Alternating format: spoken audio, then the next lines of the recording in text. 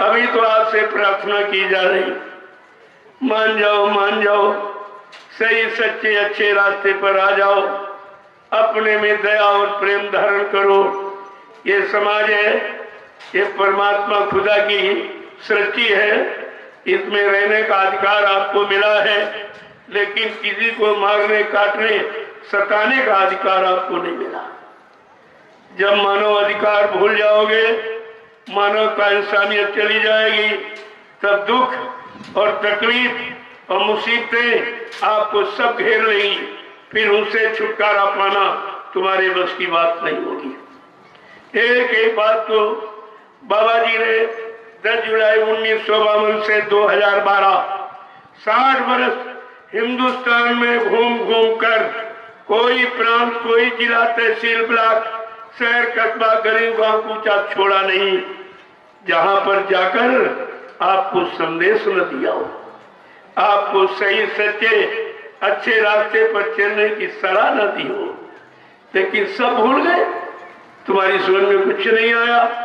अगर आया होता तो उन्होंने 45 करोड़ जीवों को सही सच्चे रास्ते पर लाके खड़ा किया। कितने लाख लोगों ने शराब छोड़ दी, कितने लाख लोगों ने मुर्गा मीट खाना, ये चोरी डकैती कत्ल सब बंद कर दिया। क्या आप एक आदमी को ठीक कर सकते हो?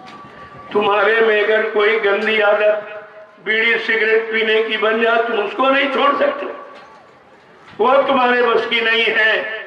तो समाज और देश को बनाना और जगाना चिताना ये इंसान की बस की बात नहीं रही। इसीलिए ये काम कौन करेगा? जय गुरुदेव नाम करेगा। जय गुरुदेव नाम किसका? उस प्रभु का, उस मालिक का, वे सर्वेश्वर अनामी का है। ये तो जानकारी आपको रखनी चाहिए।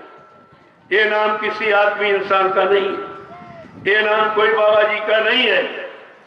बाबा जी का नाम तो सभी लोग जानते हो, जिन्होंने रामचरितमानस लिखा, वो नाम बाबा जी का, जो माँ बाप रख देते ये, वैसे नाम कुछ अनामी का कोई नाम नहीं। जो नाम रख दो या जो नाम बता दे, वो उसी नाम से खुश हो जाते हैं, तुम्हारा काम कर देते हैं, कि वैसे उनका कोई नाम नहीं। जब वो मानव शरीर धारण करते हैं तो किसी न किसी परिवार में तो आते ही हैं, कोई न कोई जात पात में तो पैदा हो जाते हैं, लेकिन उनकी यहाँ कोई जाति नहीं होती।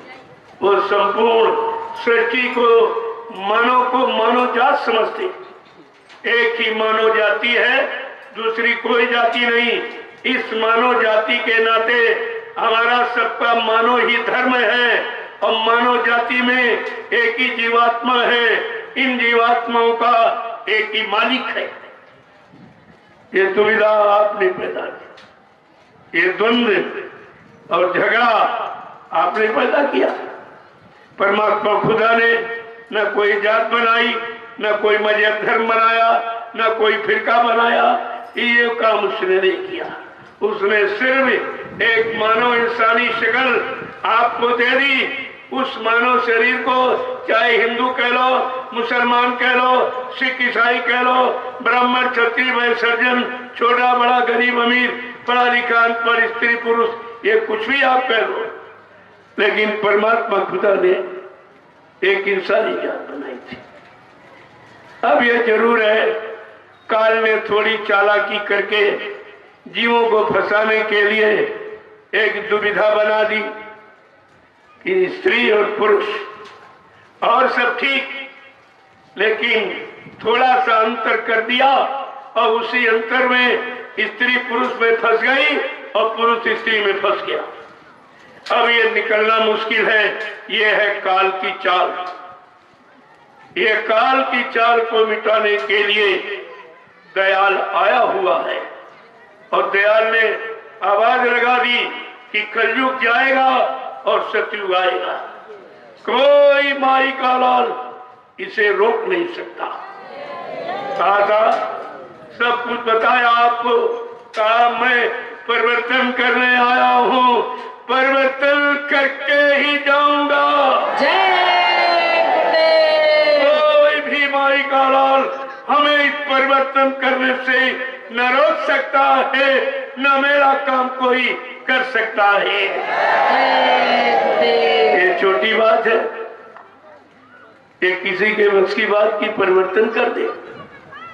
अरे ऋतु परिवर्तन तुम्हारे बस का नहीं, आदतों का परिवर्तन करना तुम्हारे बस का नहीं, दूषित खान पान का परिवर्तन करने तो करके तुम्हारे बस का नहीं।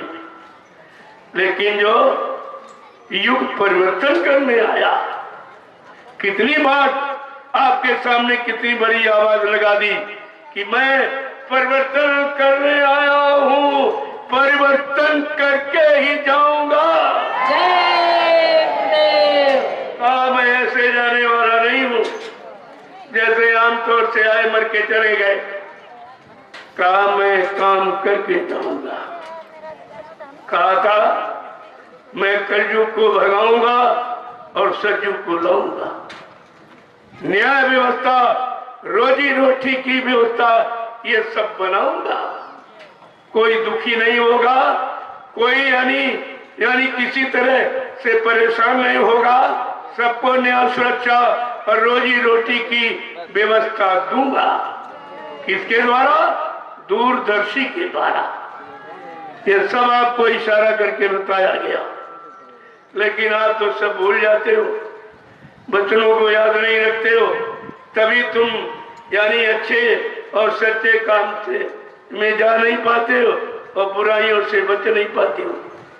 अगर वचनों को याद कर लो, बाबा जी ने और क्या कहा था, मैं कलयुग का इतिहास बनाने आया हूं।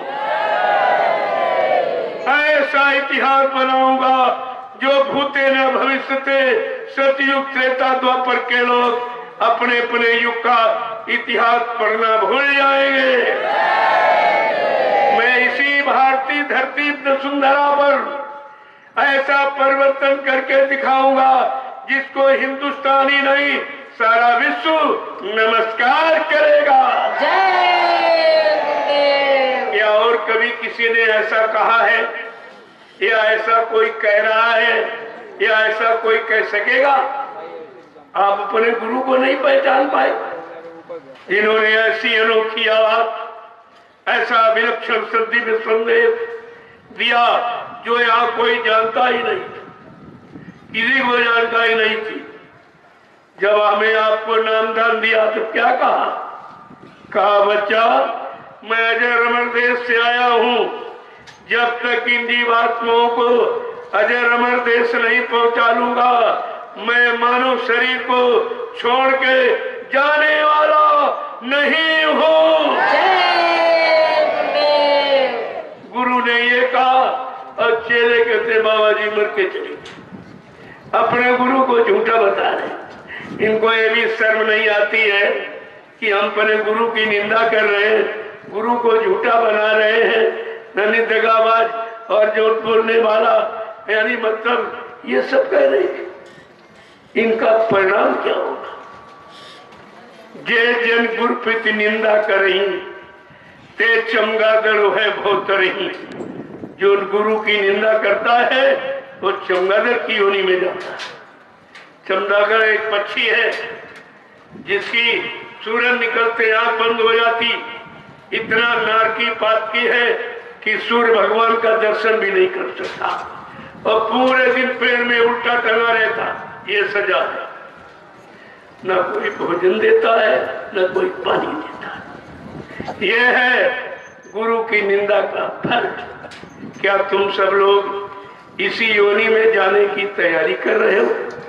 क्या इस अपराध की सजा पाने की तैयारी कर रहे हो? आखिर आप कर क्या रहे? ये आपको समझना चाहिए। मैं तो सिर्फ इशारा करूंगा, जानता तो सब, लेकिन अभी बताऊंगा नहीं। अभी समय नहीं है, क्योंकि तुम्हारे में भूलने की आदत है, शब्द पकड़ने की आदत नहीं है, समझने की आदत नहीं है, निरख परख सूझबूझ की आदत नहीं है। इसलिए मैं सिर्फ इशारा करूंगा। समझदार इशारा समझदार के लिए होता, जो समझदार है वो सब समझ जाएगा कि क्या है, क्यों कहा गया, किस समय के लिए कहा गया। जब तुम सब भूल गए हो तो तुमको बताना तो निरर्थक ही होगा। इसलिए प्रेमियों, एक एक शब्द को सावधानी के साथ पकड़ के रखो। आगे का समय बहुत खराब।